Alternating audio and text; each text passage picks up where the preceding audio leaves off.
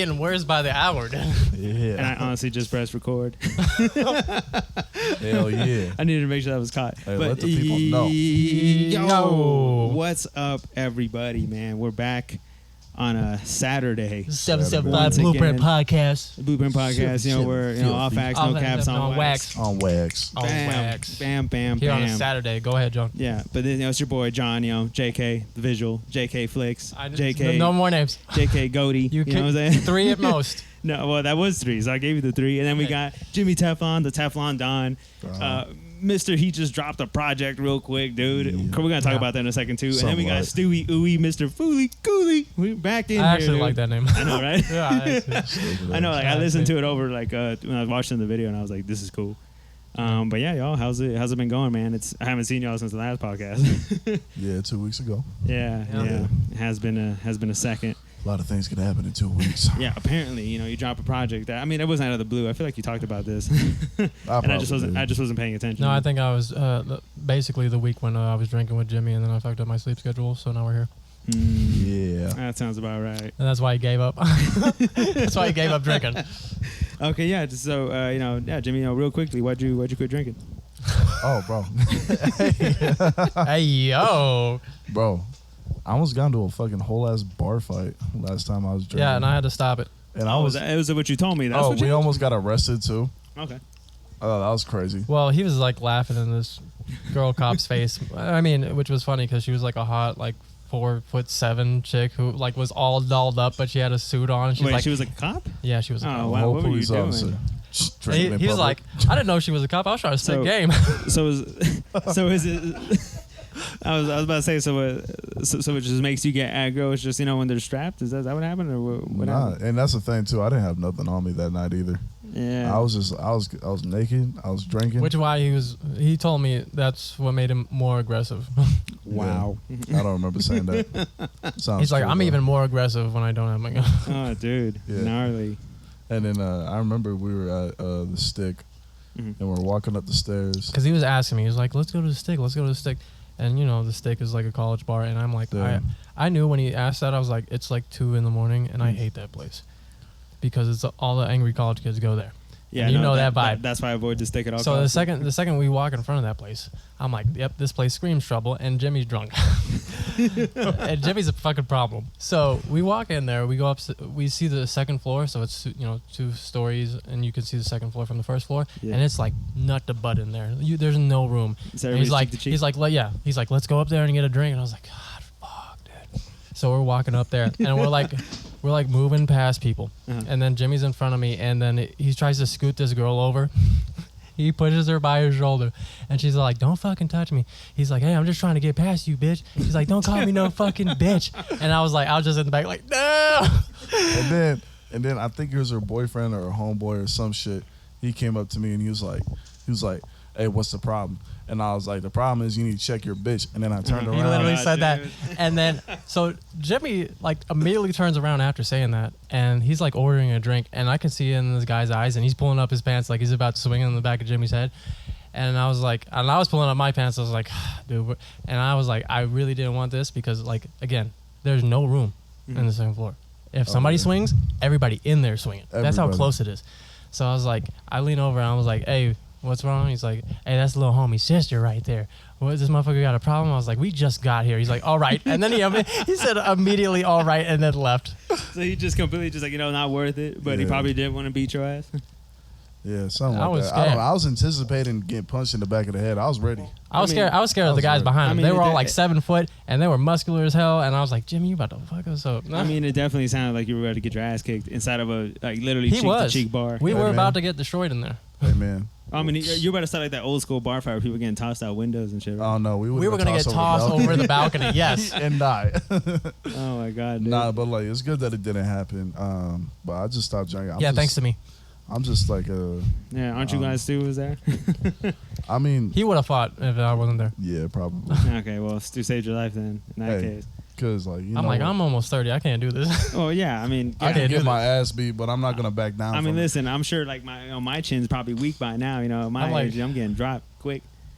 But it's like, I don't know, bro. I just got tired of being drunk all the time. You know what I mean? Were you really drunk all the time? All the time. Even when you showed up here? I mean, I guess you did Yes. have a you did have a drink in your hand. Yes. Yes. Yeah, okay. I was fucked up, now bro. that I think about Literally it. for like the past like 2 months, every time that you guys saw me, I was drinking. Damn, I feel like a terrible friend, bro. I never tried to stop you. Well, then again, I mean, You couldn't even tell, I Yeah, bet. Because I like couldn't. I wouldn't drink to that point. Like I've I only could ever not. been that drunk with Stu like 2 times. And it was, one time was on my birthday and we had a great time. And then The second time, Jimmy also said, "This is why I like hanging out with you when we're drinking, Stu. Because if we were with Zoe, he's like he'd be caring about a bitch too Yeah, much 'cause or something like that." Oh yeah, he would. Yeah, because you have told me like when you do hang out with Zoe, like he's the one usually in your position where he's about to fight, and you're like, oh, I don't want to be a part No, of I it. never told you that. I thought you never, did. No, I never said nothing like that. No, No. KZ is the most peaceful man that I've ever met. Yeah, he couldn't make just- friends with anybody, but he does care about a bitch way too much. Yeah, Okay, see that makes sense. Yeah, he okay, lo- he that's loves probably going- what you told me. I'm like, I swear you told me something. It He's- might not have been him, but I told you He's something got to like go hang out with home. people. He's got to go home with something. Okay, well that Son, makes every sense. time, you know what I Every mean? time. He'll be like, "Hey man, hang out in this bar while I leave for the next 3 hours." You know, and I'm chill with just having a good Jesus time. Christ. Well, I mean, I know that for sure. Yeah, Wow, but dude. like, yeah, I just stopped drinking. I was just tired of being drunk all the time. I felt like I wasn't where I wanted to be creatively. You know what I mean? So I just So stopped you- drinking. you- It wasn't really nothing deep. I just got tired of doing it. So you're thinking the drinking kind of just got in your way a little bit? You kind of It just does. came It into does that do that. I realization? can, Yeah, it does do that. So, I mean, how long has it been? A week now, right? I'm assuming? yeah. Like 2 weeks. How about 2 weeks? Oh, No, okay, yeah. because we yeah. went out right after the episode we recorded a couple So it was weeks ago. basically that day you stopped. Like the day I woke up with the craziest hangover, and I was like, That's "That's when you it. stopped? I'm not drinking no more." Well, man, I'm you, not feeling up to well, it. I mean, you made a pretty grown up decision right there, man. That's yeah. it's pretty good to hear. Well, I mean, I'm glad. Yeah, I mean, I don't know appreciate how long it's gonna be, but I'm hoping it's long. ending tonight. We going back to the hell tonight. to that bar, and we're finding them. He's like, you basically like 2 weeks. It's all good. And Stu, I was gonna ask you, dog. I had something for you too. Oh yeah. You know, how was the shoot you had in here at Masterpiece Studio? Yeah, so freaking me and Cynthia had a like hour-long shoot. Mhm. It was cool. The one chick helped us out. The one. Which one? What color hair? She's white with like red hair right now. Oh yeah. It's Cass. Yeah, Cass. Right? She's She was in amazing. there? Cool. Yeah. She was, Cass, she was helping. wonderful person. Because I came. Shout out to Cass. Yeah, shout out to Cass. I'm sorry I had to No, it's all descript good. you like that. But no, yeah, I came in and she was setting everything up. I thought I had to set everything up by myself, and I was like, I don't know how to do this shit. But she was there and she helped out. It was really nice. And then No, yeah, and then she knows Cynthia too. So I mean, I think. yeah, I was like, when I was getting Cynthia, because it was just me and Cass in here for a second, and then when I went to go get Cynthia, I'm like, you probably know who's up there. I couldn't say the name, but yeah, once they met up, they were like, oh, hey, girl, you know that whole thing, and and then you were just there trying to set up. yeah, no, we had a fun shoot. I'm probably gonna use it for a lot of clips. I might incorporate a lot of that footage in the music videos that I'm gonna be doing this month. Yeah, because you were just shooting a bunch of like just random clips, shit, right? Just random clips. random stuff Mhm. like shoots, flipping off the camera, doing goofy faces, doing sexy stuff. That was the idea that you had, right? Yeah, I just wanted a bunch of things in the vault. So how Just many clips do you think you shot that day? I mean, you had what about an hour? I got like 30 minutes of footage. Jesus. So Yeah, damn. yeah, I'm pretty good for a minute, For a while. for a minute or whatever. Whenever I want to use something Wow, for dude. promo or add it in the video. Have you already kind of came up with like when you're gonna drop something, or right now you're just kind of just keeping them well, to think of something? Or are you gonna use them for new songs? I guess you got a bunch of options. I'm just throwing shit out well, yeah, I'm gonna shoot a video with Nesto Mhm. for Senzu on Tuesday. there. Sick. Yeah, you're probably busy. I was gonna tell you to come, but you're probably busy. Yeah, John's too good for us no, now. because it's like 7:30 at night on Tuesday night. I don't think. Because we're trying. I'm gonna walk into this comic book store on Audi. This anime store. Yeah, they recently put an anime store. Oh, you're talking about comic books and coffee, right? Yeah, I'm trying Oh, to. yeah, shout out to Comic Books and Coffee. They just opened up a new location in Sparks, which is Yeah, great. I'm gonna try to ask if I can get in there. Oh, I think they could, man. I mean, they're pretty chill in there Yeah. from what I know. So I think they will. Yeah, I on don't the other see why one. not. Yeah, so I'm gonna try to get in that one. But I've been working on new tracks and a new project. So I'm probably gonna use a lot of footage from this session that we did in here for those videos. Not necessarily Senzu. I don't think it fits the vibe at all. Okay, well now I think about it, I might be a little busy that day, but Yeah, it's a weird But- day to it's because it's the only If you day. would have said Wednesday, I would have been there. Yeah, it's the only day that Nesto has off. So. And I'm not good for Nesto. y'all. Chill out. I heard you. He's like, I quit photography. I can't show up to things anymore. No, I quit videography. It's a different thing at the moment. Bum. I mean, I really quit. I'm just taking a long hiatus. Yeah, tragedy hiatus. struck is tragedy done. Tragedy was struck Never by even tragedy. started. Oh, we started. We had some good stuff going on. I mean, we had and then it just yeah, we had 2 things. I mean, hey, that's all we needed to do. They're but- both mine. Yeah. Oh no, Tommy too. No, Tommy. No, I mean, but they were really and good. then Tommy went right back to because everybody was hating my edits, whatever. Tommy. Oh, were they? bum. I mean, I guess it's another story for another time. But I'm sorry to hear that. Tommy wants like fucking Bozzy edits. Well, I mean, Yeah. everybody has the people that they like, and honestly, like Bozzy is good, and he has his own style. Like Stu has his own Bozzy's mid. style. No, I was I'm like, kidding. I love. I you, know Bozzy. the ones they were trying to retract from that video were the ones that people went crazy for. Like the one I had like 400 people looking at my stories was the ones they wanted to take off. I was like, just say you don't want edits on this thing, all right? Because those are crazy. You would have, if you would have just cut it up basically and just added like some slow mo shots, they would have been like, Yeah, they would have been perfect. like, yeah, This is the best video ever made. They wanted the slow mo and then the speed ramps and then the. yeah. I mean, Bozzy's really good at that stuff, though. I mean, if that's what he wants, I mean, you can't blame him for that. But I you mean, know, I could do a Bozzy thing in like Yeah. an hour or whatever, dude. I could do a Bozzy thing if they want. If you want me to lower my standards, if you want me to lower my creativity, no, we whatever. love Bozzy though. He's I was great. about to say, I'm like, I don't know if y'all trying to take a shot at Boz like that.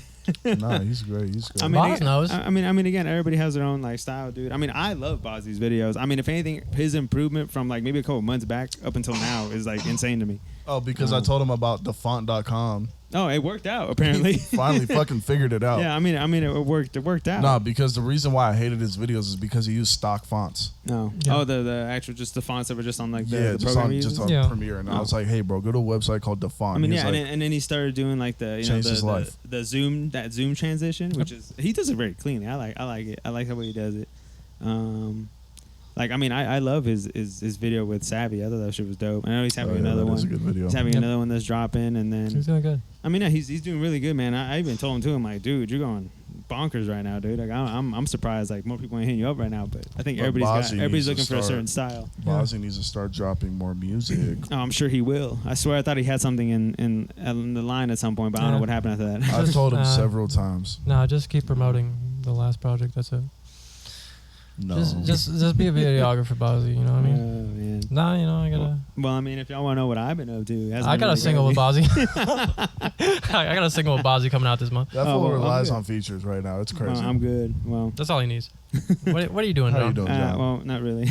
I'm just kidding. No, I've just been working on my personal project, man, and just had like my 2-year anniversary with my girl this week, so I kind of just took 3 days off. Congratulations. Yeah, thank It's you. been 2 years already. Yeah, it's been 2, not 10, 2. Yeah, I Two? think you I guys. said 2. Oh, okay, as you said 10, I'm like, what? I didn't say no 10. You heard Did you me. guys hold hands? Yeah, definitely. You guys You're touch. couple pecks too. You know what I'm saying? You guys- Mwah. Whoa, don't get sexual here. You guys Chill. touch butts. No, but it was a good week. Like I said, I just relaxed. I went to go get a massage because I needed one bad. If you've never had one, go get one. This is Yeah, like my very. third one I've had in my life. It was fantastic. Yeah. Hey man, I would love to get a massage, but I'm scared I'm just be bricked up, and it's like a good massage. It's gotta be a dude. Funny you say that because that was like my biggest fear too. Because I was like, because I'm always like, you've seen like people like, get like, sexual misconduct or whatever. Okay, or that's so whatever. weird because I think it's only weird because I used to be a massage Uh-huh. therapist, so I'm like I never thought about being bricked up by. well. The thing is, like, that thought never crossed my mind until like I think Justin Deshaun Watson, that case with his massage shit. Well, yeah, because like I never thought about it. I'm like, you could break it bricked up and get a massage, and then now me getting one after like a long time, I was like, I don't know, man. I mean, but I I got- mean, No, it it's didn't like happen. when they It's start just weird. massaging the back of your thighs like that, it's like, what are you gonna do? I mean, if you ask them, they don't get that close to you like that. I mean, Nah, I'd be like, get my glutes, bitch. no, we're taught to do that. yeah, no, but I think like if they give you like full body, I think everybody has like a threshold. Like they ask you like if you're comfortable. Yeah, we asked. Yeah, they ask you that Yeah. stuff, but it doesn't matter. But yeah, that's basically how my I guess the past 2 weeks, like I said, I've just been working on my personal project. Just been happy with Nesto's drop, with his project. 'Cause, Yeah, Blue Earth. helped him with the cover shop Yeah, too. which was great. Theory. And Great, then, great shots, great and shots. then basically finished all my commission work in the past 2 weeks. So now I'm just more free to just do my personal work, which I've been working on pretty heavy. That's great. The past couple weeks. Good Yeah, job. man, it's been great, man. I feel pretty good. It's kind of cool, just like leaving my house and just doing my own thing, and just like if somebody hits me up for like commission, I'll do it. But for the most part, I'm just doing my thing while people hit me up for work. So I think it's kind of cool. Yeah, I've been unemployed for like the past like month. Wait, so you don't have both your jobs now? I mean, I still kind of like work at the smoke shop, but I haven't Mhm. worked there in like 2 months. Okay. Yeah. But like, yeah, unemployment's great, bro. I love it. Okay. Yeah, Well, I'll be sitting at the game, jacking off, watching Xbox. I don't even know what the All fuck right. is going on All anymore. right. Introducing our guest. Okay, yes. Yeah. Now, that's a sign for us to introduce our guest today. Yes. So Yes. this is to me it's pretty special because Yeah. I was just part of a big exhibition art show. Don't say exhibition. Well, sorry, I'm not trying to say it like that, but it's an art show. Just, great art gallery. Art gallery, Salvadorian artists. And I just gotta say it was a great honor to be a part of that and to finally have some printed work out there in the world. But I just want to introduce the three young ladies sitting back over here, looking at me, waving. Y'all can come in now. Yes, y'all can come in. Y'all are welcome. Y'all are welcome to come in. Come into the blueprint. Say hang out. say hello to. To be honest, I realized we're over 200 followers on Instagram and we got like 61 subscribers on YouTube. Hey. Yeah, dude, that's crazy. Yeah. Stop flexing your numbers, bro. I'm not flexing. I was just like, I'm We pretty. got proud. to do a It's little small flex. number. Come on now. So yes, hello. Hello. How are y'all Greetings. doing today? Good. How about yourself? I'm doing pretty good. We're just chatting. Keep the Hanging shades out. on. Yeah, Yeah, because it does get It does bright. get kind of hot. Yeah, we're Yeah. trying to keep that air conditioner over there in the corner. Hopefully, maybe not spinning too much. But y'all can introduce yourselves. I know there's 2 mics. So, I'm going to have to pass it over Yeah. when, Share. Yeah. I'll share Do, it, that's do the little sharing thing. I know Popcorn you reading. guys are artists and together, so should be easy. All right, Ruby, well, you're up first. See, you got the cool shades on. Let's go. Yeah, just introduce yourself. Yeah, my name is Ruby Barrientos, and I'm a Salvadoran artist here in the Reno Sparks area. Nice. And I'm Jahi, and I Salvadorian American artist / social worker, and who paints for fun. Hi, and I'm Leslie Chiwichon. I'm an artist too, and I'm a painter. Dope. Hey, thank you. Well, so obviously, I just want to thank y'all for joining us. I mean, I know we talked about it. Like, I think I talked to Ruby first, and she's like, "It'd be cool if we get on the podcast." I'm like, you know what? I'm gonna take you up on that offer, and that's how we ended up here today. But honestly, again, thank y'all for coming through and hanging out with the 3 of us. I know you probably ain't used to. I mean, at least us 3, we were like, we were on a radio show, and that was a little bit different compared to, I guess, maybe a little bit different than this, but. What? Yeah. Okay. yeah, we were on the radio for a little bit in Spanish. It was a little awkward, a little hard for me, but Yeah, you don't killed it. speak Spanish, They killed man. it. You I'm don't not. do it. I'm not much of a Spanish You speaker. did fine. You did. Yeah, you totally did fine. I did okay. But tell us about the art show. Ruby, I know I called you team leader, so I'd rather have you explain it and tell us all about it, and then Jahi and Leslie can chime in on what it was. I think it all kind of started. It was summertime, wasn't it? Mhm. Jahi, Yeah. I think.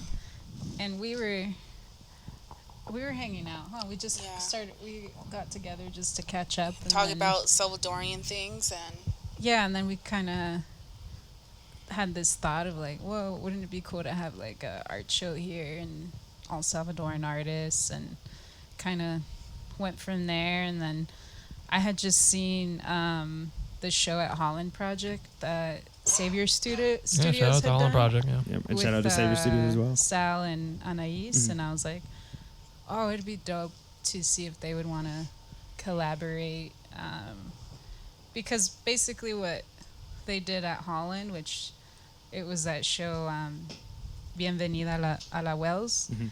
It was about bringing culture into that space, right? Because Mhm. it's on Wells, and bringing like Latin, like Latinos into that space. Yeah. And so that made me like think, well, it'd be cool to like think out of the box like that too. Mhm. And then that is kind of how the idea came to fruition. And Jahi and I were brainstorming, and then we touched bases with them. We met with them. This was before they moved to New York. Mhm. And so they originally were going to be more involved, but then they had the opportunity to leave. Mhm. And but they helped from afar. They were a huge support, and that's Yeah. kind of how it. Yeah, and It started. it still blows my mind that they were helping us from New York. To be honest with you, like even to this day, like I had it's been I think it's been about a month since we did the show. I think as of today, I looked up how long it was because like I made a post about a day. I'm like, oh, how long has it been? I'm like, damn, it's been a month, man. I'm like, Jesus. I'm like, I don't even know. Like time just flew by real quick. But like I don't know, it just blew my mind that they actually were able to help us out. And I mean, I've known Sal and Anais for a minute, and I know that they've been had the like a good like goal to like move to New York.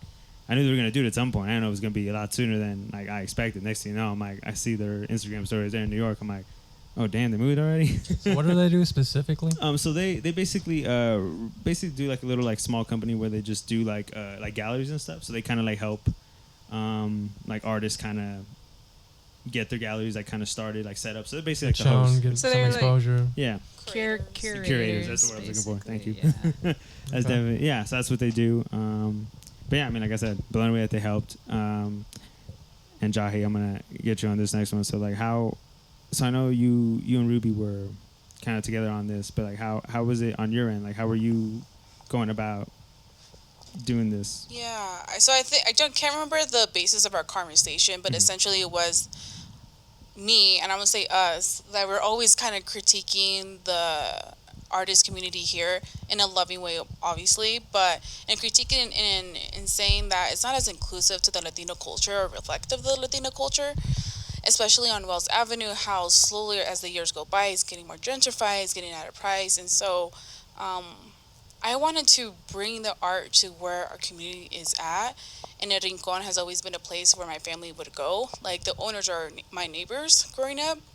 And so it's kind of a natural thing. Like, my dad just knows them so well. He'll go in the back and talk to them, even though they're in the middle of cooking tamales or pupusas. And so, like, naturally, it was just a place where community already got there. We didn't have to like beg them to come over. They were just there.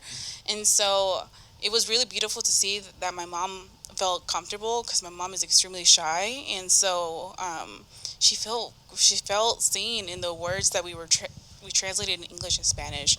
And so El Rincon, I don't know, it made sense. And honestly, that's the only pupuseria that I'm aware of here in Reno that's like really Salvi here. Yeah, I'm gonna agree with that as well, because I think we had this conversation too. I was like, I have no idea like if there's any other pupuserias here, except for that one that I knew of. Because like I knew of it, but I've only like maybe like been there when I was like younger. But it's been a long time until recently. And there are others. I think the only difference at Rincon, it feels more family home based, which is a family owned business. It's just I don't want to say it, like, it sounds really cheesy, but the vibes are just different there. It feels more communal, more loving, and more home-like. And so I think that we were very intentional in picking a place that felt like that. We didn't have to create it. It was just already there, available. No, yeah, and I think I kind of agree with that too. Maybe I'm just a little biased here, towards like Sparks, but I feel like Sparks feels that way to me, like more homey. Like everywhere I go in, Sparks feels that way. Not saying the Reno doesn't have places that feel homey like that, but I'm just a little biased on Sparks. I know, because we're both railroaders, right? Yeah. Versus the same high school. No, but it's true. It's like, I think the community is just small in that area within itself. And so we were very like more specific on picking only Salvadorian artists. So I think them naturally fed into the home-like feeling that it has. Yeah, so Leslie, how'd you get in this? I feel like I got into it because Ruby got me into it. We Yeah, just kind of had like a little discussion, and we kind of went over. I think over the years, just kind of talking about like, oh, it'd be cool if we did like a group show, like a Salvi group show. So, Yeah, because like, you've known Ruby for a good minute, huh? Yeah. Wow. Yeah. So it's been. So how did that conversation start with Ruby? She just said like, hey, you want to come join us real quick? Yeah, I think I think it was after meeting up with Sal and Anais and like already establishing like the intention and the idea, and then that was like, okay, like I know I want Leslie to be a part of this, and so that's when I approached her and I like shared the vision with her, and then she got on board. Dope. So going through like this vision, like I guess for all three of y'all, any of y'all could chime in on this, but like, did y'all have like a good conversation before, like, about the vision, how you wanted everything to be, or did you take it kind of step by step as like the time went on before it got close to the event to kind of how you wanted everything? I think it was like a mix of both. Like I had a vision, but I'd never really put a show together, like a group show anyway. I've always done stuff for myself. So it was like a new learning experience to work with others. Yeah, be somewhat of a leader, and then also like having to work with Sal and Anais, you know, from afar. So it was a learning experience for sure. And yeah, it was cool that I was able to connect with you, John, because you know, at first it was just probably going to be us three because I didn't really know any other Salvadoran artists in the community. And then when you reached out to me, I was like, oh, and then, you know, I was like, wow, yes, be a part of this show too, you know? Yeah, no, again, I feel like I've told almost everybody this, like how we met. Like, honestly, like, I've only known these three for like maybe about 2 months, maybe 3 months at best. Like, but like how we like started talking to each other. Like, I just commented on one of your stories and said like, hey, you know, it's good to see other Salvadorians making art. I feel like that's all I said to you, and all of a sudden, like, you know, you gave me like a long, like a good paragraph, like, you know, like, hey, you know, it's cool, Salvadorian artist. Hey, doing the show. You want to be in this? I was like, hold up, what? I was like, it's a little too much in like a good span, but I was like, you know what? It was an opportunity, and I've always wanted to do like you know, an art show. You know, these guys know it. Like, I've talked about it like in a good deal. Yeah, like, you've been talking about it for years. Yeah, probably like when we started. Yeah. Yeah, no, it's definitely been a minute, and like, I don't know, I felt like for me, like, you know, doing this show was kind of like a culmination of like the past 4 years that I've been putting in the work of like doing photography. So that's kind of like, for me, it's like a milestone for me. Like, I knocked something off that I planned to do this year anyway. And Yeah, I brought a tear to my eye. I was like, yeah, he's been asking for this for a while. So it's kind of like destiny that he finally got it. Especially like surrounded by Salvadorian culture. I think that like meant a lot to him as well. Yeah, and you know, and this man right here, he's been like my childhood friend since I'm not like middle Salvadorian school. though. He's not, no, but he's grown around my mom, and so he's like, So he's he been is around. Salvadorian. I'm just Yeah, well, he might as I eat well. baboozas. I mean, yeah, he might as well, because he spent a lot of time at my house, like, you know, like kind of like, you know, my parents giving him food and stuff too, and like, you know, he's grown up with my mom, so like, you know, him seeing those pictures kind of made him tear up too. So, you know, I kind of got the message across. Well, seeing his mom make baboozas made me cry. So yeah. I mean, he's been seeing it since like we were little, so I mean, like it was cool, like especially like the group of like group of my brothers, like basically Close the group friends, that we yeah. have, like close friends, like they were all there, and they were like, man, like, you know, like it's literally like looking at these pictures, like just us like reliving our childhood, like being around your house and watching like your mom like make the pupusas and stuff. So yeah, I mean, like I said, they know how much this like meant to me in a way, and that's why I told you, Ruby, like, you know, I appreciate you, and like I owe you a lot because you basically gave me the opportunity. So No, I don't know how many times I got to tell you. I owe you because, like, I feel you were what we needed to make the show. Like, I don't know. I don't know. It just felt right more for you to cohesive. be part of the show. And honestly, I agree. Even though, like, you know, I'm like the wild card of like us four, because, you know, y'all like painters, amazing painters.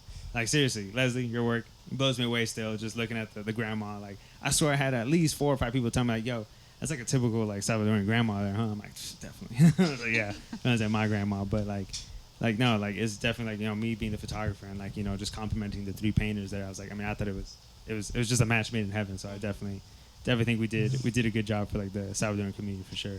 And, I mean, yeah, I mean, we pretty much talked about that, too. But, like, speaking of, like, you know, the opportunity to doing this, like what do y'all think? Like, what kind of message do you think that we kind of like we got across by doing this art show? Like, any of y'all can chime in on this too. Like, what y'all think? I think the message that we put out there is that we're in this community making ourselves visible, you know, and that there are diverse artists in the community in this space that's not white, you know, and going directly to the community, like Jahi said, bringing art to the people, you know, versus like usually galleries and museums, they have to work at like bringing people in, but usually the people on these staffing are primarily white, so they don't know how to go about that, right? And so for me, part of the objective on the show too, talking with Jahi, is like, yeah, like we're gonna bring art to this communal space where people already feel safe, and then making it known that there are artists like us that are Salvadoran in this community. And I think it's also representation matters, and I think the people that are going into this space, they're gonna see like, wow, these or artists that share my culture, or the young children that see the art. Oh, someone like me made this, you know. So I hope it like inspires and ignites creativity within the people that go to that space. What about you, Jai? Yeah, and I think for me, not to be repetitive, but everything that Ruby said, but to add to that is to share our experiences as first generation American children of Salvadorian parents. And I'm not sure about you all, but my parents went through this Salvadorian Civil War during the 80s. And to say that happened in the 80s, granted I was born in 92, so the year when the war ended, it didn't affect me.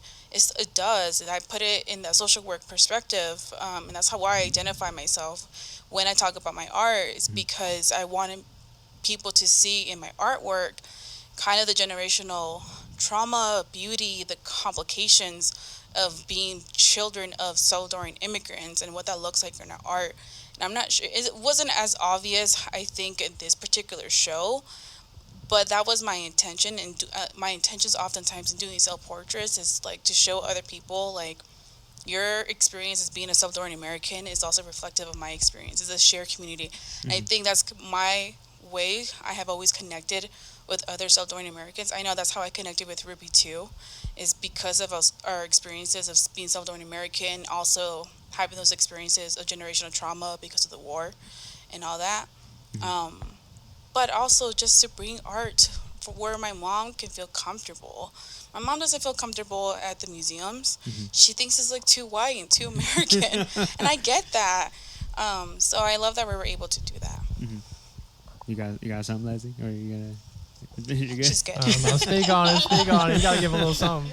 No, it's totally okay. No, because I mean, I totally agree too. Like for me, like when my mom definitely doesn't feel comfortable, stuff like that too. Like, to be honest with you, like, I was surprised my mom and dad even showed up. Like, no lie, I was like, They stayed for a bit. yeah, they did. I mean, no, they stayed pretty much till it was The almost whole over. thing. Well, I mean, my dad was kind of like turned up for the most part, but Good for Yeah, your he dad. was. yeah, no, Let's yeah, go, yeah, Rigo. Nah. yeah. I had a good conversation with your dad, and Oh, did you? it really made me feel like it just gave me this feeling like how important that show was, because he was like, I asked him like, what do you think of the show, and he's like, I really like it. He's like, there's a nostalgia to it. He said, I feel sad. He's like, I miss home, but That's not it something my dad would feels, say. Yeah. you know, but he was still happy that it happened, and that was beautiful to me. You know, that we were able to bring some sort of sense of home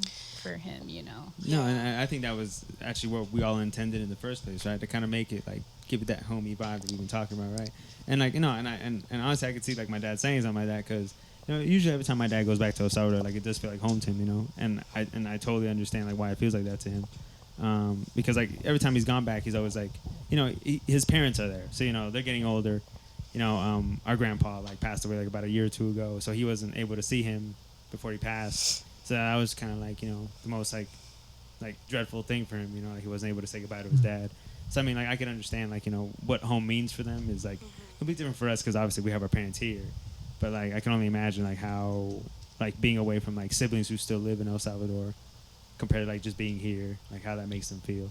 So I mean, I think there's definitely like an emotional attachment to it, and I think we did kind of like show that culture that we have, like, I don't know, it's, again, that homey like aspect is what is kind of like what I got the most out of like what we did.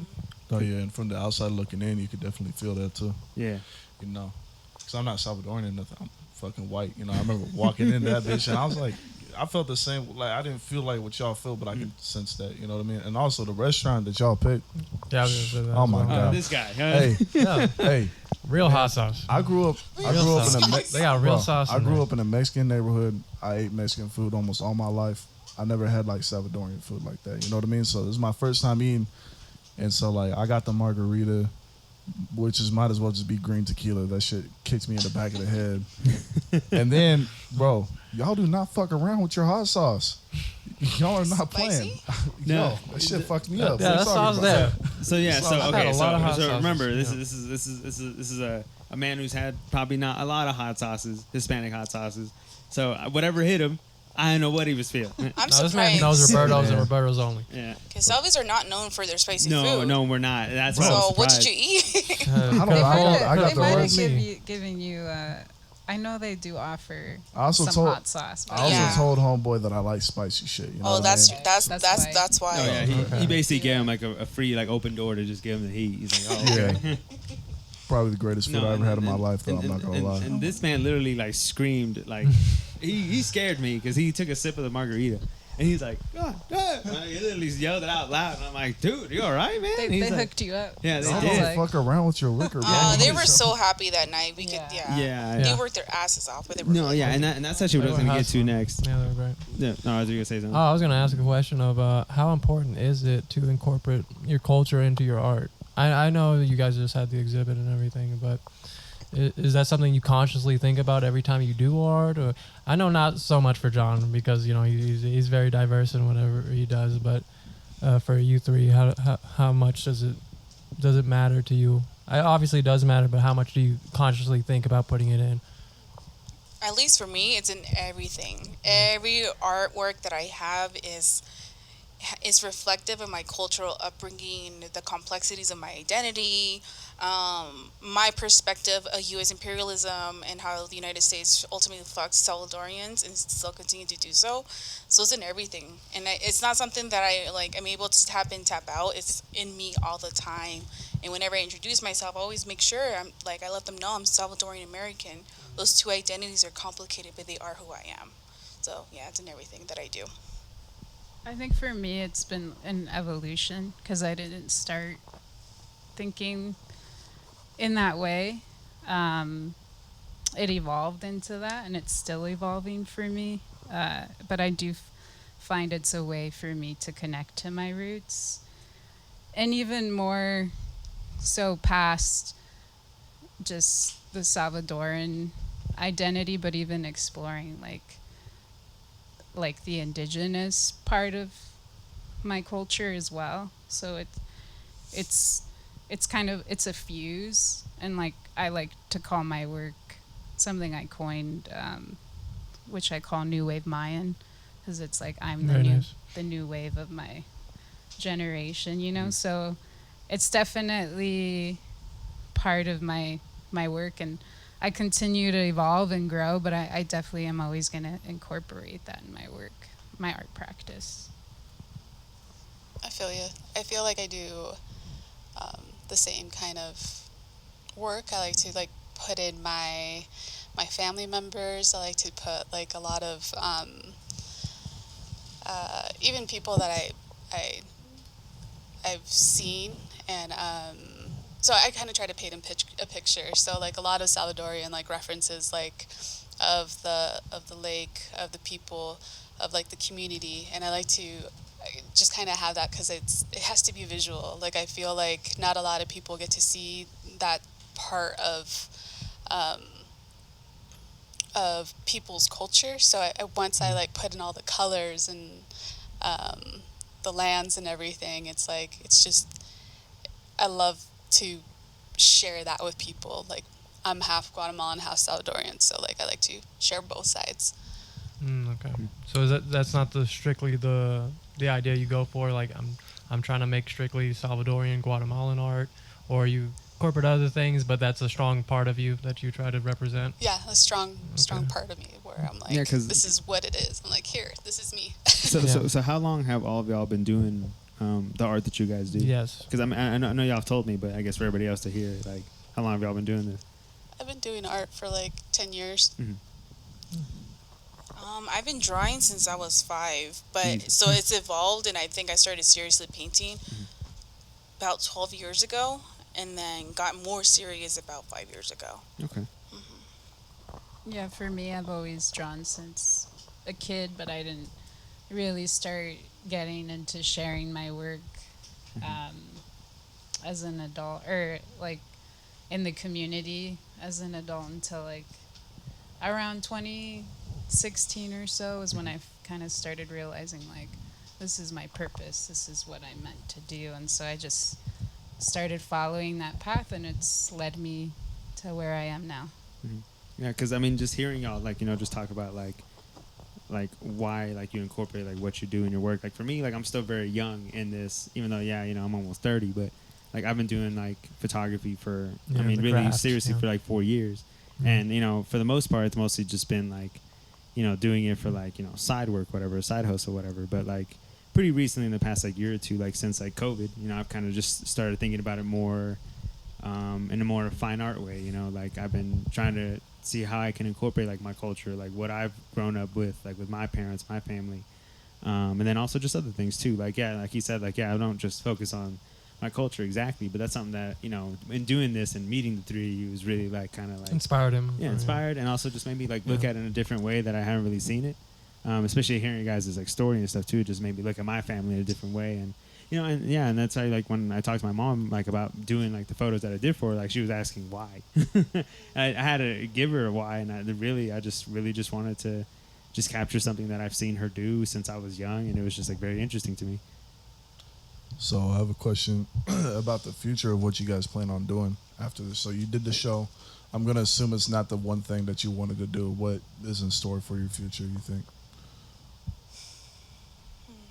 Like, do you plan on leaving your careers and capitalizing off of your art, or is it something that you want to just enjoy as a passion? Everybody say you're hitting him with a tough I question. mean, for me, it's definitely a career, and I want to continue exploring that and see where it takes me.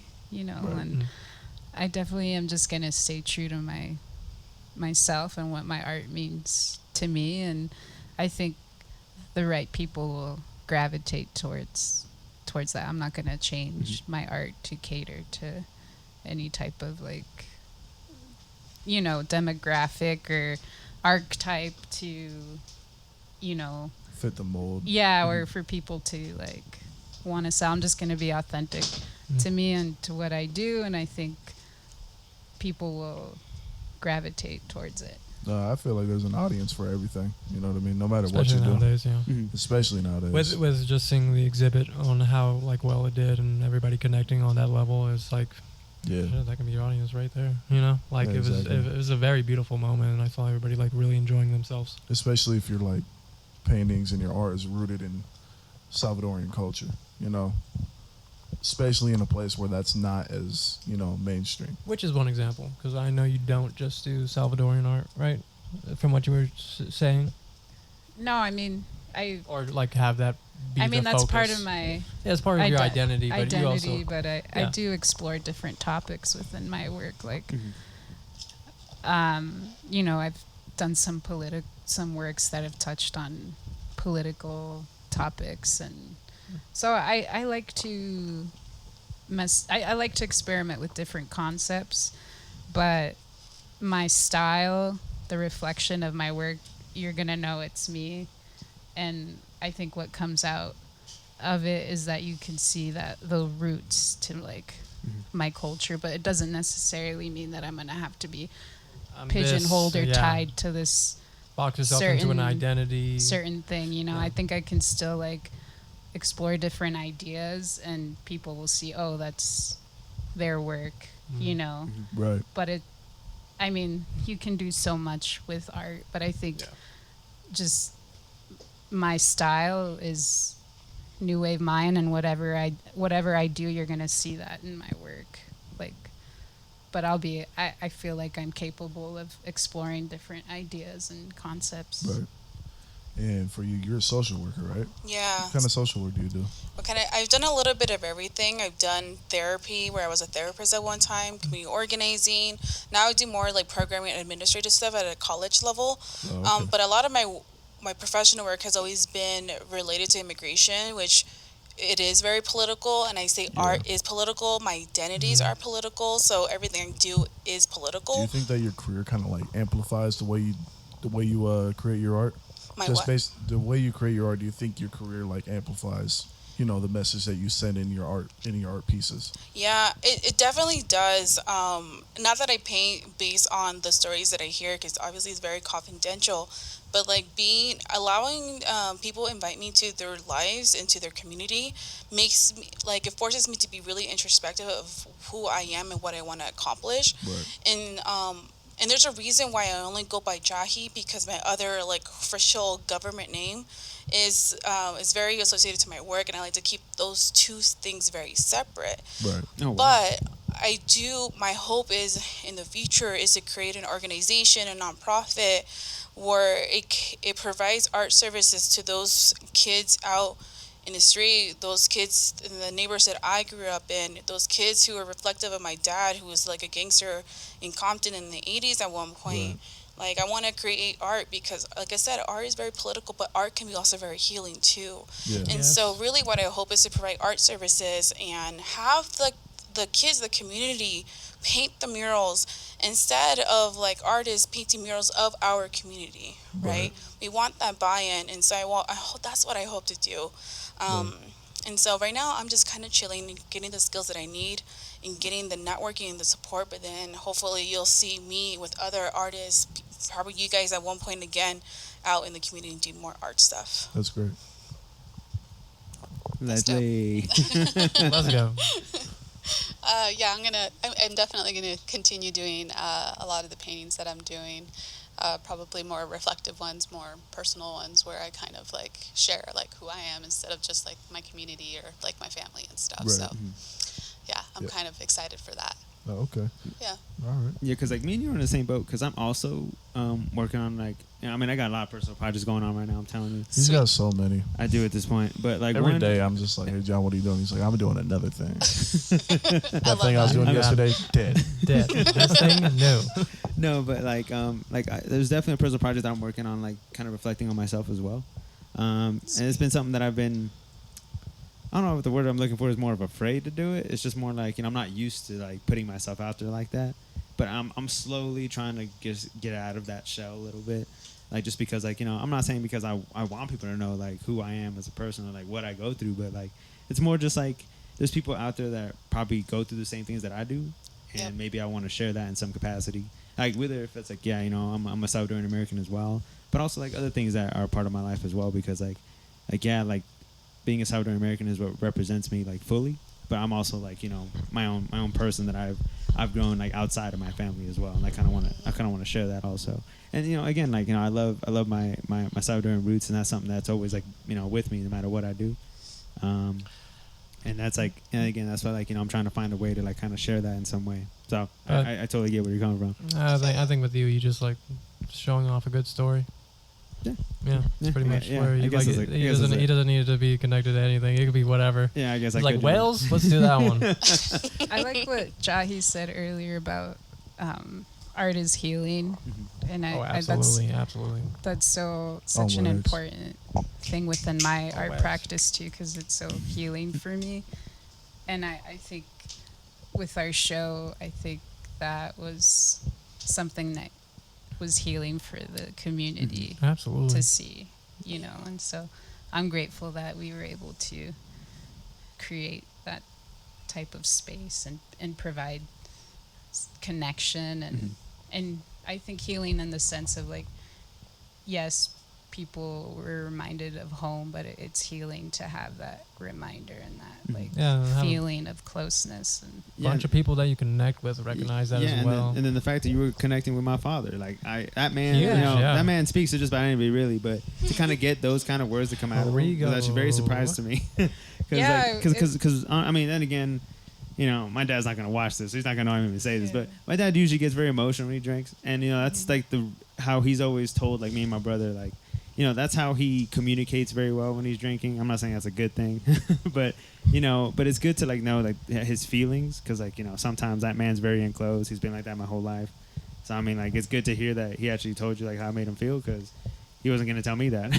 yeah, it was beautiful to have that moment with him, because it really just gave me that perspective of how important this exhibition was. And I mean, it was something that we talked about, and I wanted to like help bring it to fruition. I just had a feel like, and I believe in intuition, and I felt like it was something that needed to happen, and I was tirelessly trying to make it work, and we did as a team. Yeah. So I'm grateful I had a good team.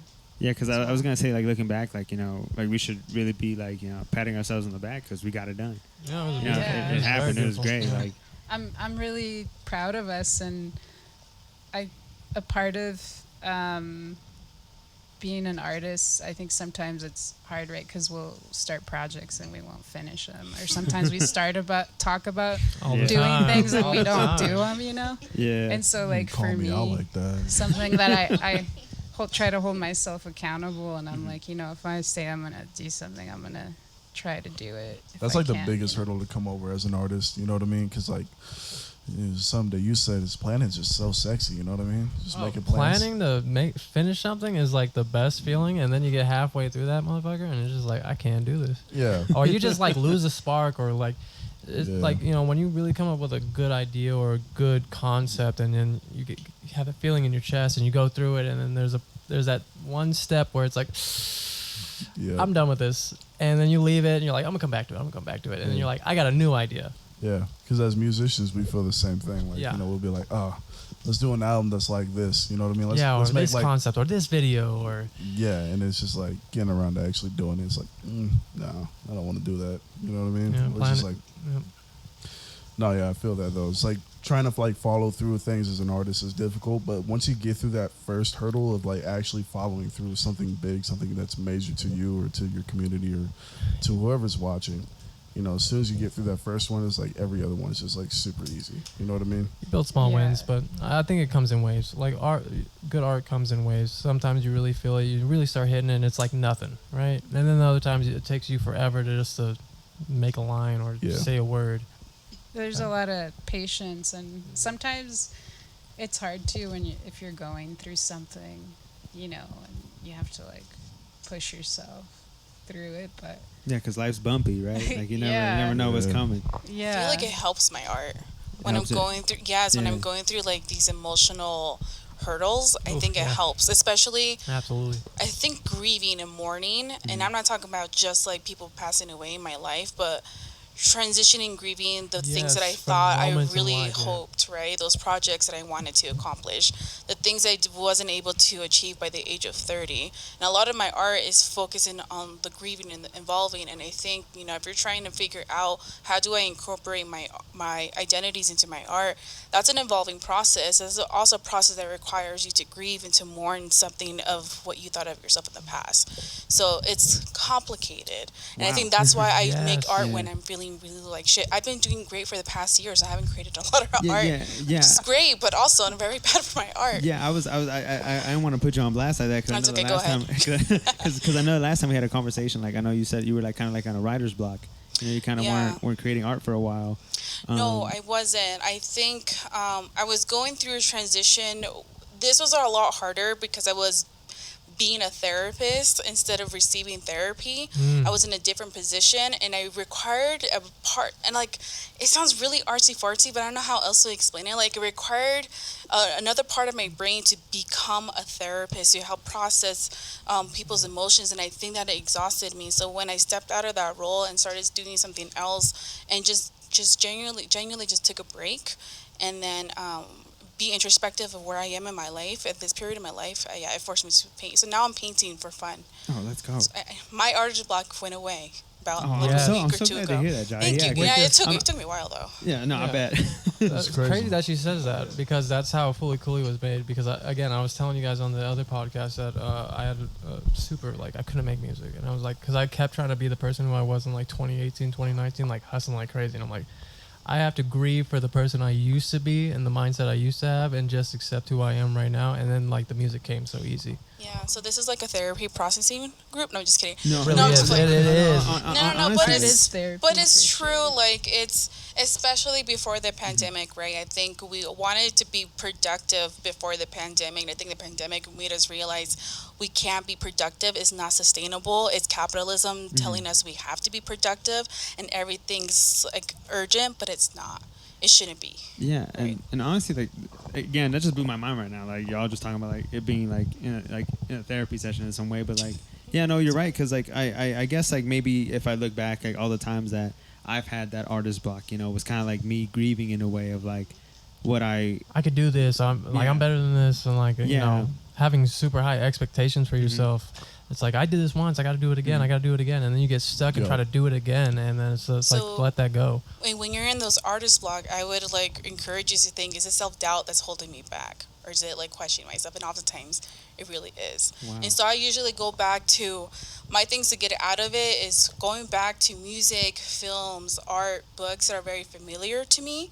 That is like the foundation of who I am. Which it sounds really silly because I like watch it's Frida, not a silly. Corpse Bride, like on a regular basis because that's such a comfort thing that's Yeah. like feeds into my inner child, and that actually does help with my No, art. like funny enough, that isn't funny at all because I do the exact same thing. Like when I'm like on a block, I usually go to like a book that inspires me from the artists I look up to, and I also go back to the same animes that that's kind of what inspired me to be an artist in the first place. Like the main 3 that I watch, I rewatch all of them again. They're only one season anyway, so I just go through them. Like and it just makes me feel better.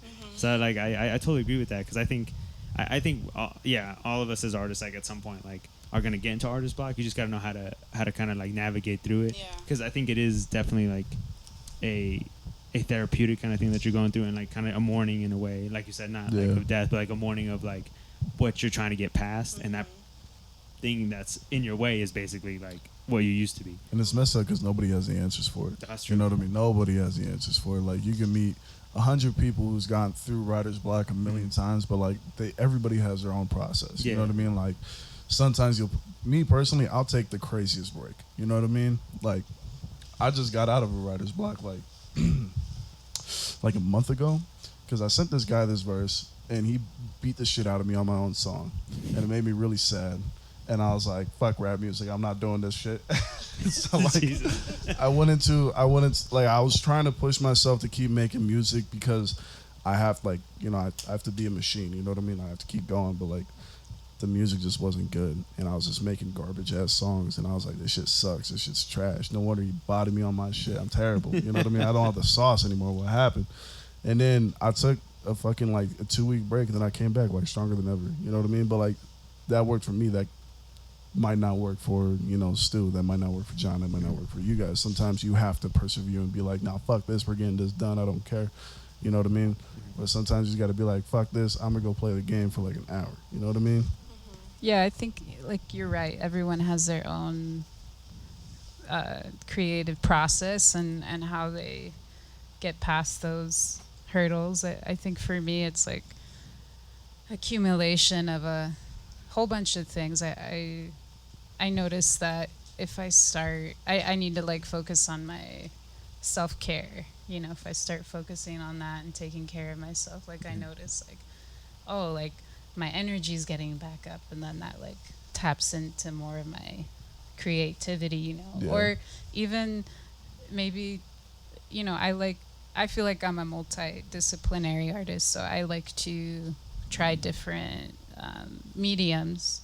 You know, it keeps it like fresh, yeah. Right. And you know, I like to dabble in music. I like to do everything, you know, and I think that helps me, you know, like keep that momentum with my creativity. I think another thing that inspires me is like environment, being in different environments and going to different places and that could definitely help connecting too. with people and getting inspired by connecting with others. And I enjoy, you know, I tried to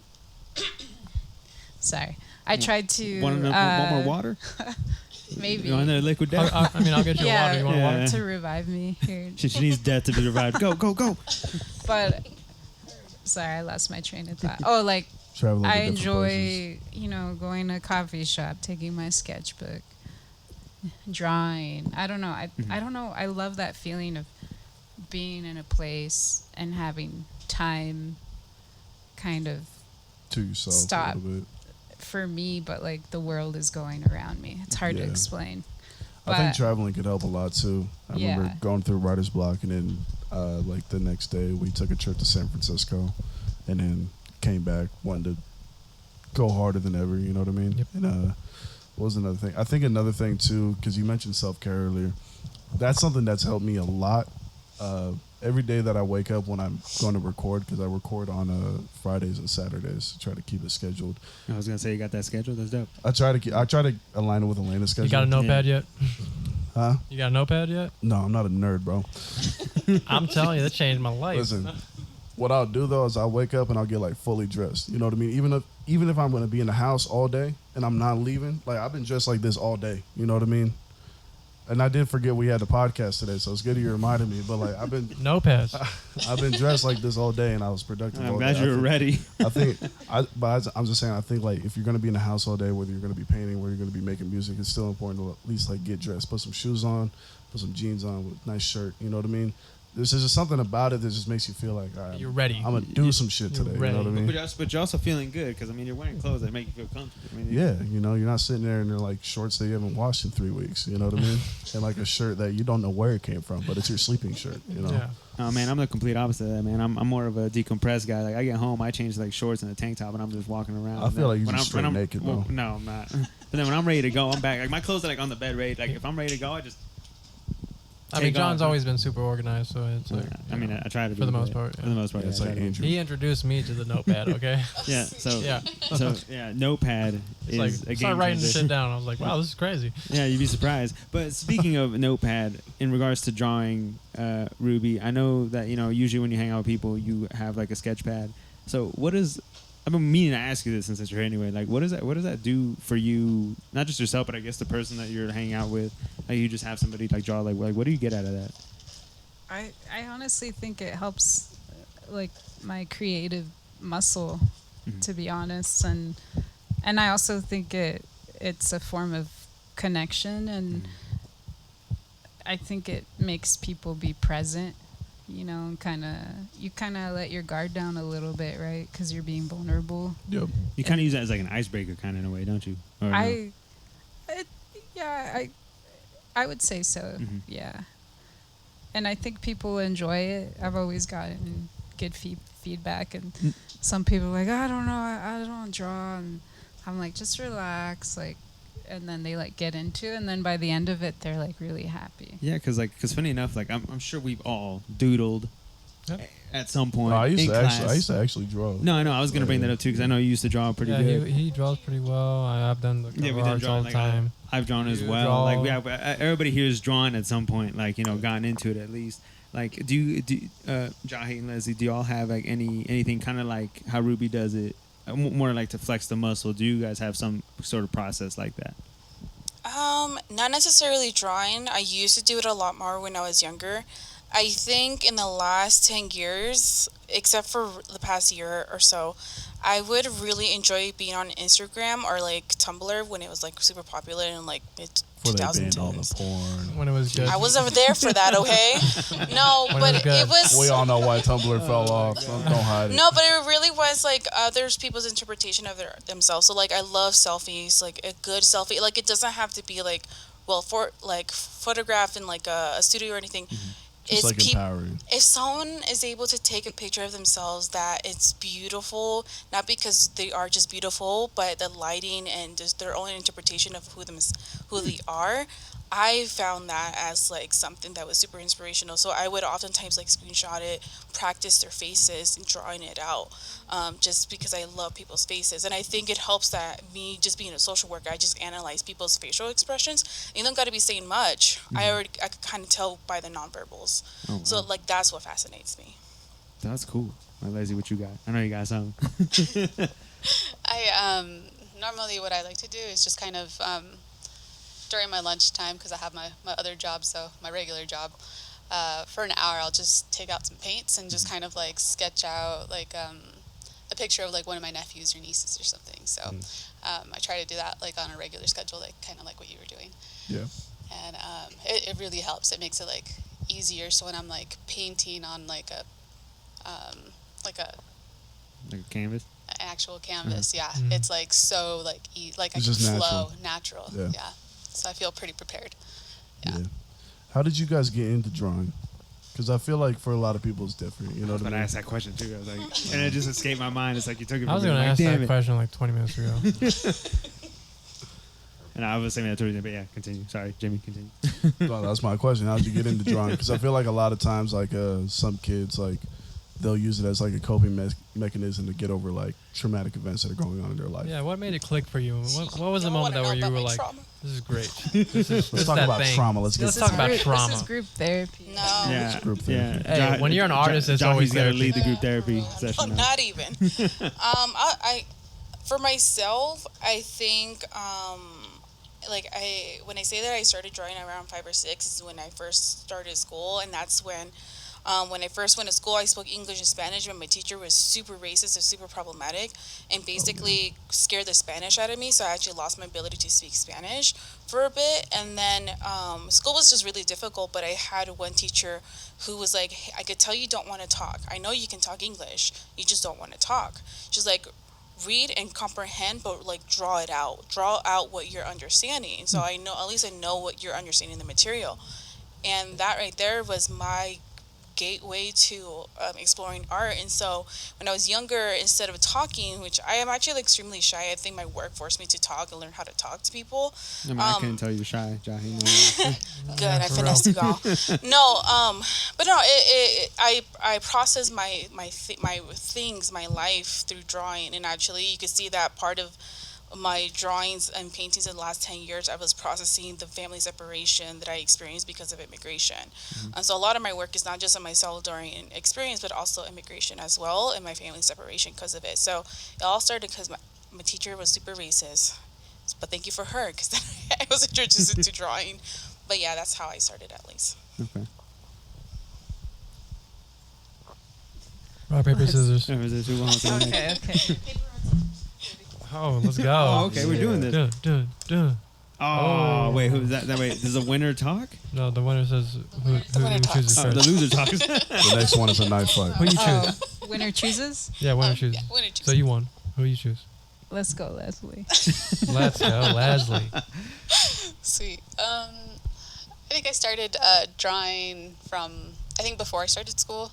I always like painted all over the walls. Or just kind of like chilled with like, I don't know, anything that anybody would give me. I'd just be like drawing. So if like we were in church or if we were at the park or, you know, like anything like little, like I just do like little doodles and stuff and just kind of do stuff like that. So. Oh, so you like It was dancing always- too, huh?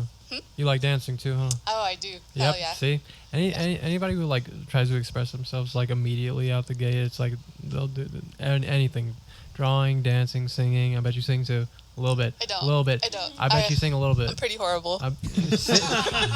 That's how I know she sings. She's like, I'm pretty bad. I know she sings. Okay. Yeah, I've but sung go enough ahead, times to know this. Go ahead.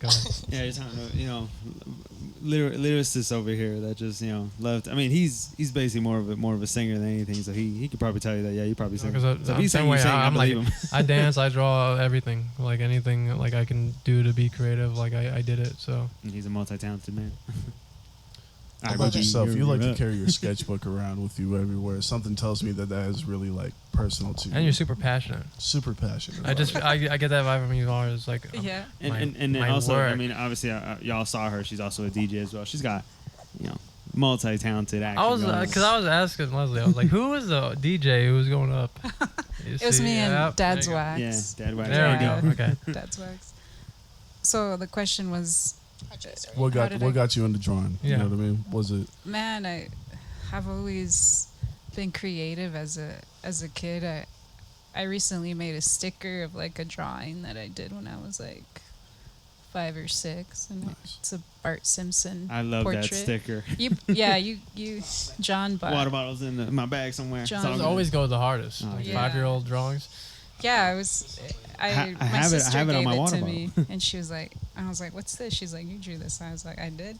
So I've always drawn. I think during high school, I got way into it more.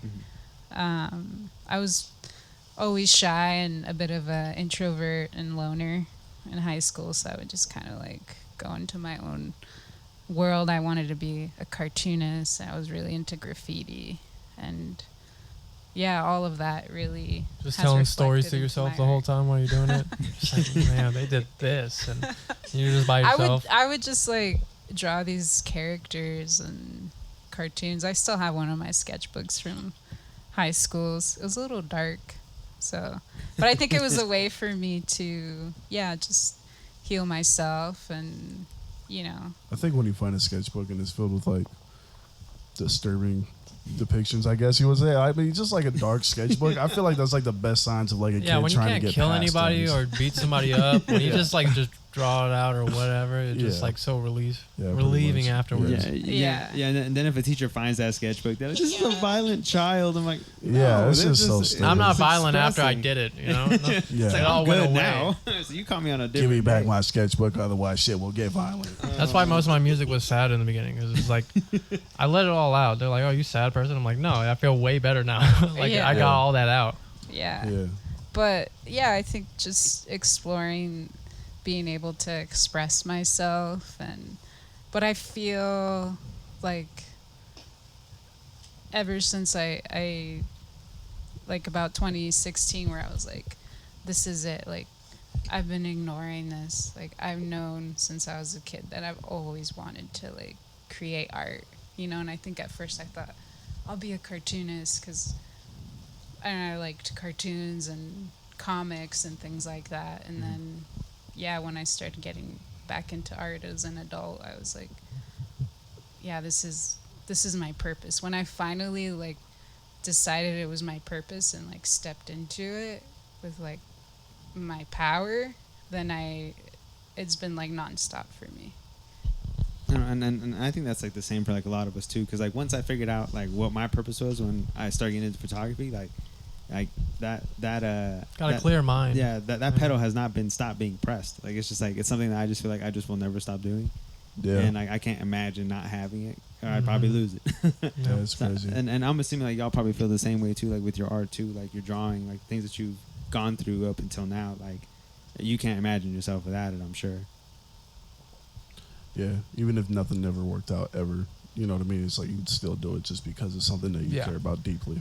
Yeah, for me, it's just, it's how it's what keeps me going. Yeah. Without art, I don't know where I would be.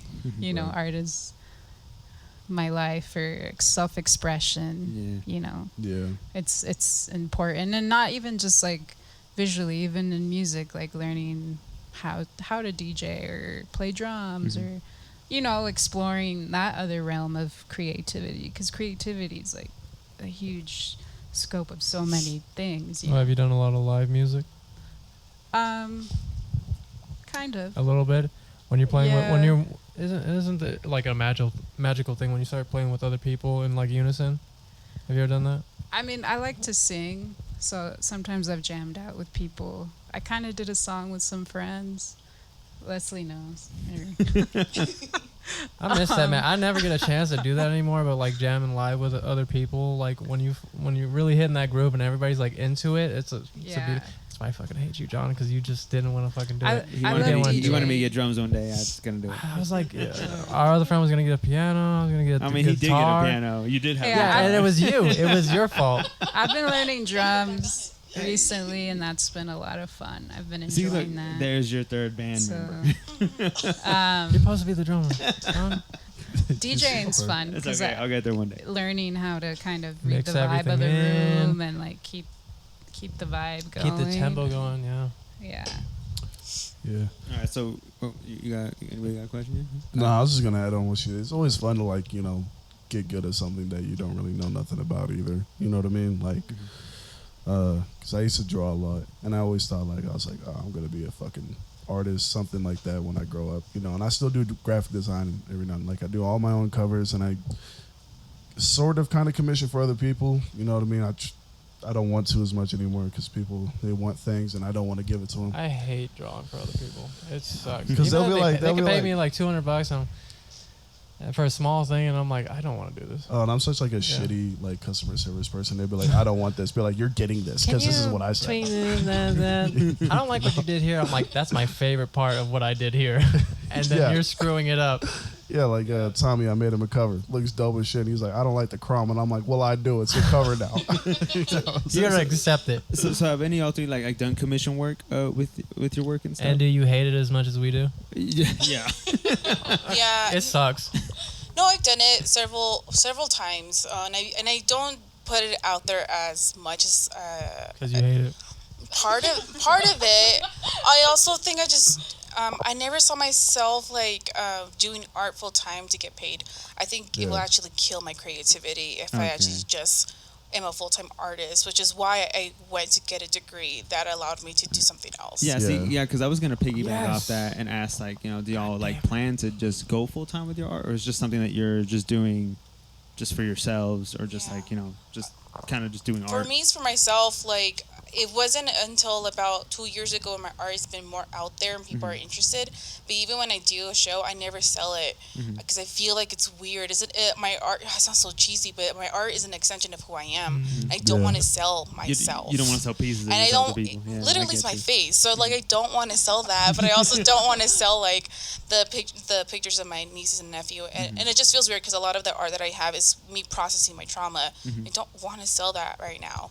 So, people are just going to have to deal. Unless you want to pay me good money, then yeah, I'll sell my soul a little bit. Hey, commission work just sucks sometimes, man. It's just like people don't know what's good anymore, huh? You know what I mean, that's honestly, how I felt. I mean, honestly, I respect everybody that does it like full time and does like full commission work. But I don't know, man. There's just something about it that I just. Because I had talked to Bozzy about that. Yeah. Because, Bozzy does full time. I've been doing it full time. And I was like, and I had a conversation with him, like, do you not lose your creativity when you're doing it full time? Because now it's your life. And you have to do what they need you to do. Yeah. So you have to fall back to a baseline instead of having like creative like woos that you want, or a little bit of this or a little bit of flair, because people are like, I don't like that flair, and it's like, fuck you, dude. But so yeah, I was having a conversation about it. I'm like, do you feel worse as an artist? And he was like, a little bit. Yeah, no, and it is tough because, like, again, like, I guess, I'm also full-time as well because I do the video stuff. That's my actual job. But that's why I cut video as, like, a side hustle because it just took it right out of me. Yeah, because we were running and gunning hard. The 2018. And then we both stepped back. Yeah, the 2018 and 2019, that's why I was like, oh, that's when I was working hard. That's when the peak was that's at. when I felt like I can't have really any input. I have to do like a baseline what everybody kind of expects. I can't add the weird stuff that I want to do because people are going to be like, oh, that's kind of like a little bit of this. I'm like, I think it's tight. Well, I don't, and I'm paying you. And I'm like, fuck you. You're right, but I don't want you to be right. Yeah, fucking. That's why you guys are stronger than all of our friends. Way stronger than I'd fucking kill myself if I was ever in their position. I couldn't do it, bro. If I have more than 2 commissions a month, I'm mad for the entire month until they're done. You know what I mean? Like, I almost gave Tommy his money back. I was like, I don't want to fucking do this. Yeah. Take your money back. But I say that every step of the process. I'm like, if you want your money back, I will give it to you. I don't want to. If I'm there's been projects where I worked like 10 plus hours on it. I'm like, yo, at any moment, just ask for your money back, and we don't have to do this anymore. Yeah, see, and I'm one of those people, like, when somebody asks me for, like, photos, or when they ask me for videos, I just do the price out there and pray they say no. So I love so when they say yes, I'm like, good. In my mind, I'm like, okay, give me money. But I'm like, damn, they said yes. Damn it. So I love when you said, like, you have a job that doesn't, like, coincide with your art.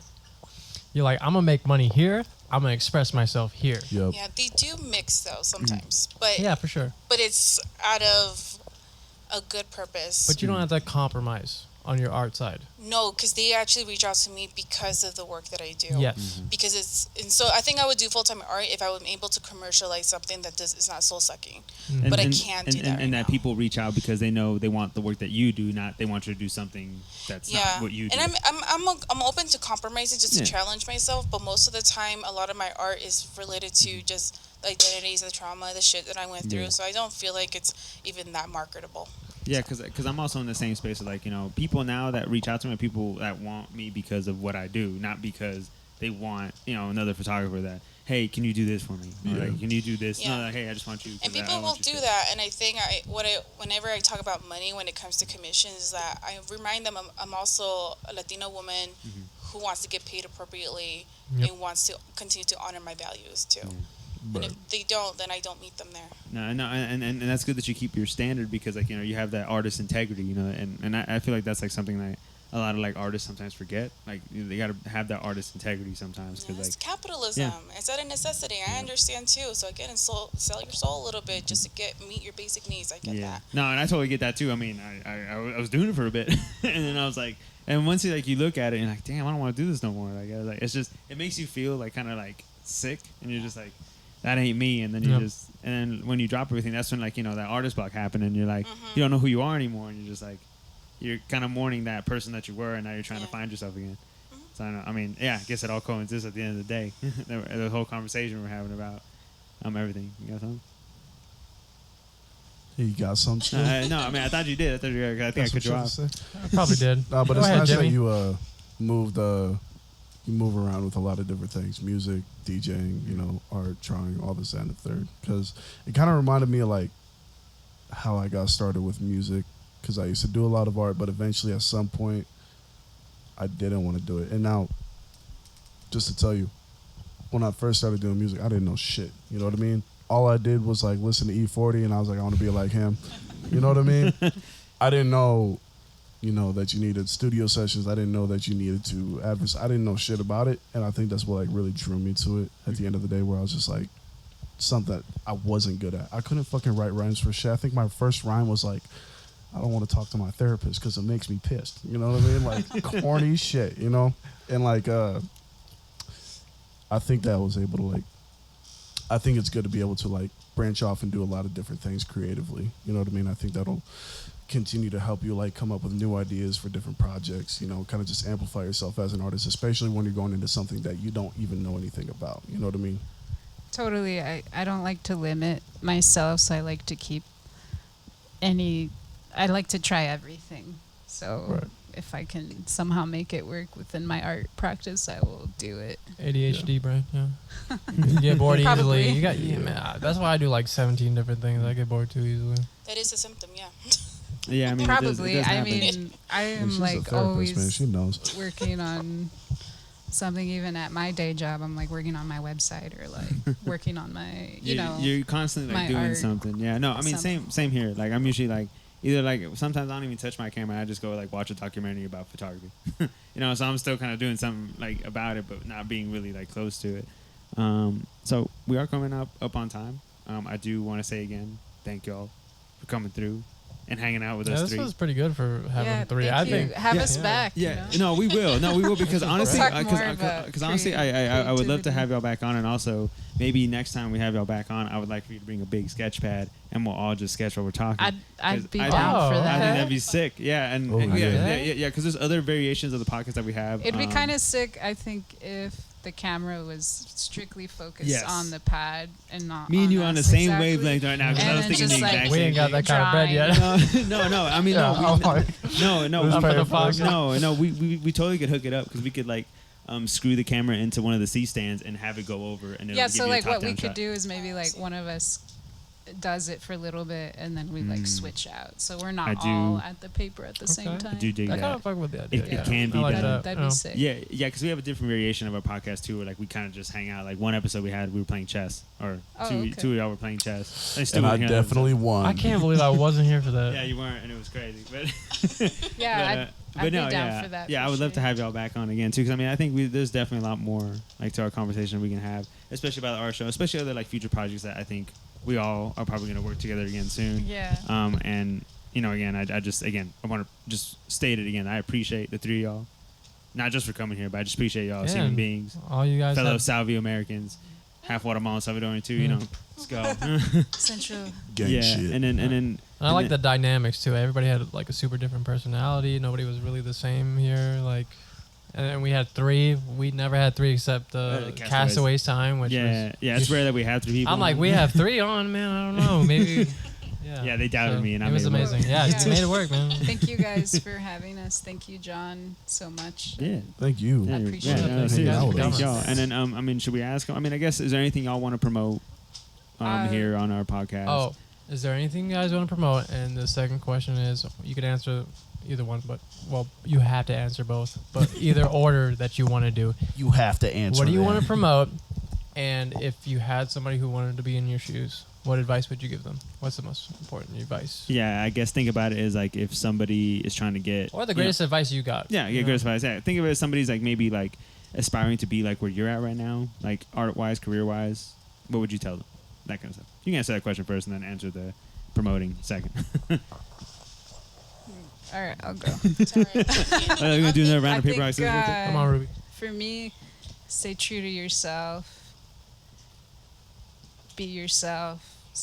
Try to just stay as close to who you are. Don't try to be anybody else. Just be unique to who you are, and don't listen to anyone. Just keep doing you. If you know, like, if someone says you suck, like, that's their opinion. You don't suck. You're fucking amazing. So just keep doing what you're doing. Like, believe in yourself.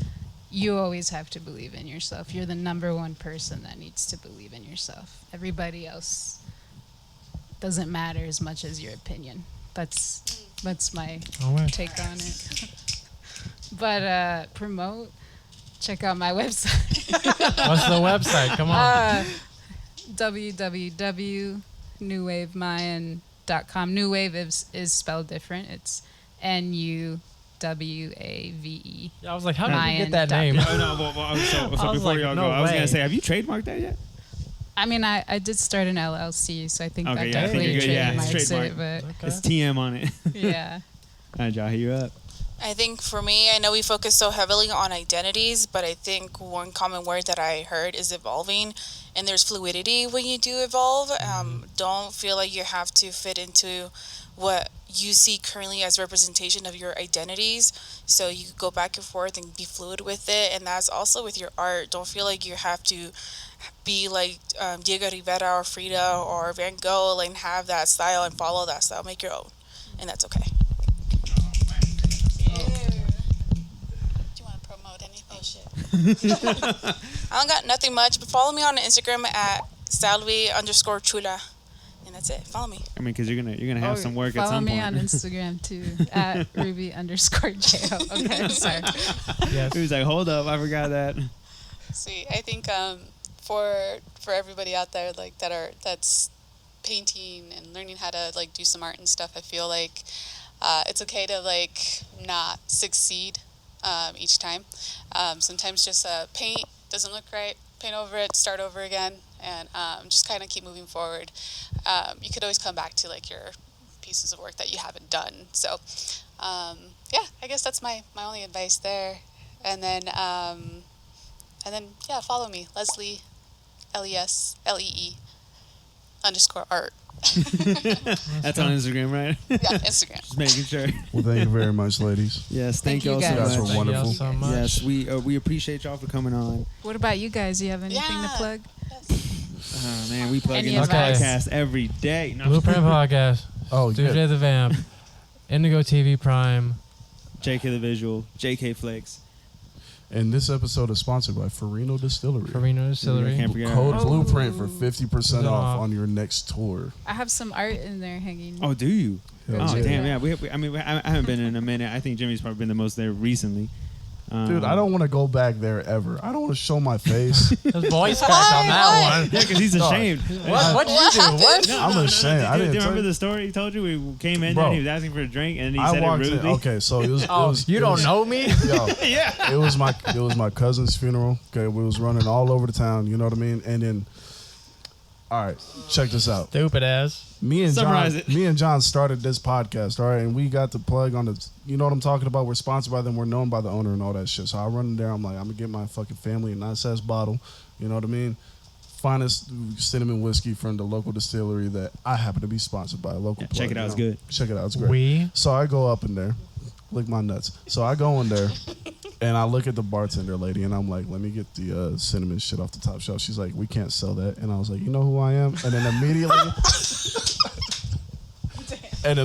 I was like, I'm sorry. Can you get your boss as Joe here? Like, let me talk to him.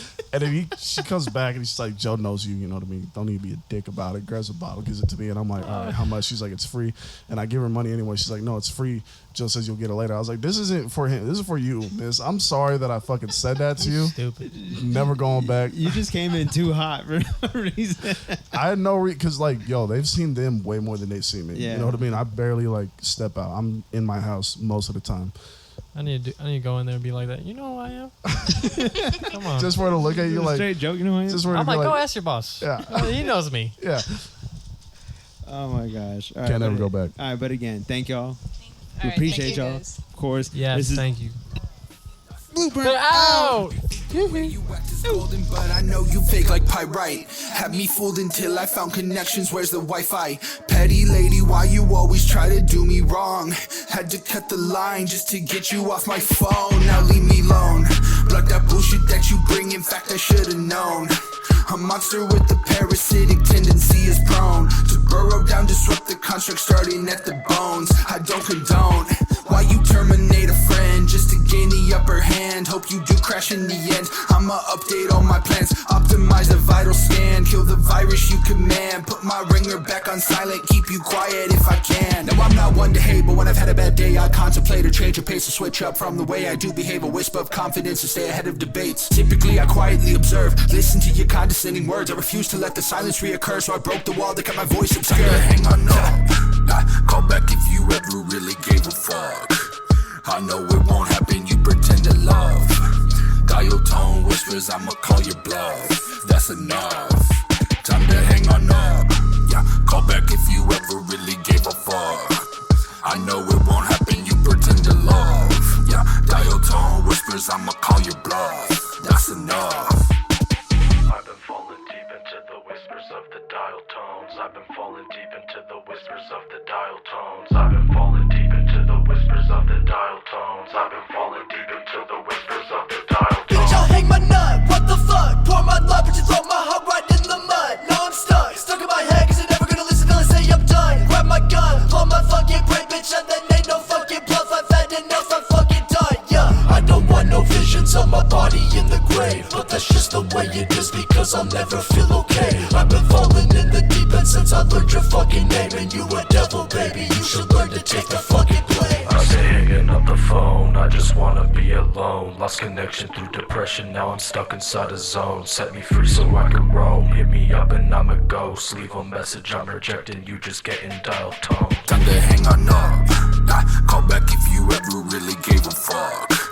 I know it won't happen, you pretend to love. Dial tone whispers, I'ma call your bluff.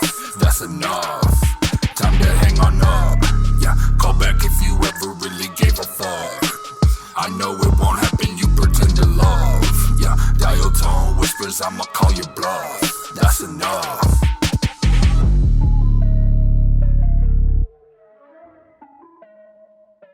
Unguided.